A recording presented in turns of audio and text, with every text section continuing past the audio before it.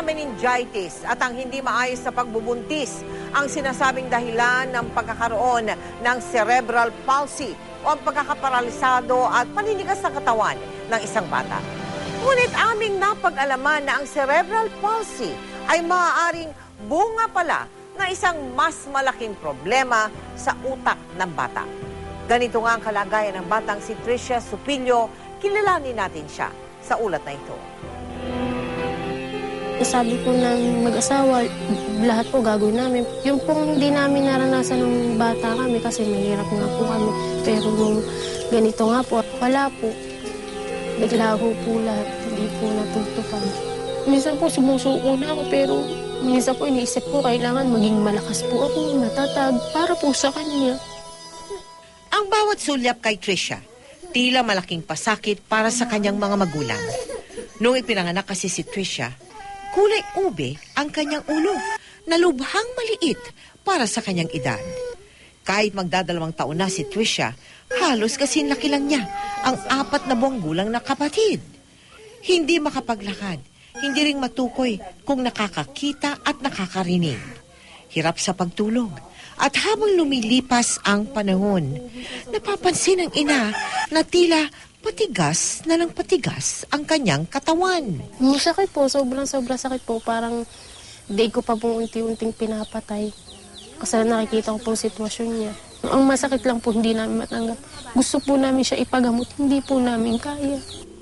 Pa-extra-extra lang ang kanyang ama sa pamamasada ng tricycle. Minsan nga pag nagpipray ako, sabi mo, sana sa akin na lang lumipat kung ano yung nararamdaman ng bata. Wala po akong ibang hangad, kundi ang mapabuti ang kalagayan niya. Agad namin inilapit sa isang espesyalista, si Tricia. Maliit pala ang kanyang utak. At tila hindi ito nagpapakita ng mga senyales ng paglaki na dapat ay normal sa isang lumalaking sanggol. Kung hindi kasi fully develop yung brain mo, lalong-lalo na yung part ng brain natin, yung cerebral cortex, na siya ang nagko-control sa mga motor skills natin, nagde-develop ka ng cerebral palsy. May kamag-anak sila na ganyan din ang kondisyon. So, may possibility na hereditary. Sumang-ayon din dito ang eksperto sa mata na aming sinangguni. Congenital defect yung nagiging problema natin.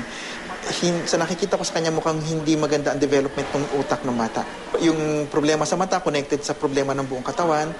Para sa nalalapit na kaarawan ni Tricia ngayong Oktubre, simple lang ang minimithi ng kanyang mga magulang. Lagi po ako nagdadasal, sana po may tumulong sa amin na para maipagamot po yung anak ko. Balang araw na makita ko po siyang naglalaro, lumalakad.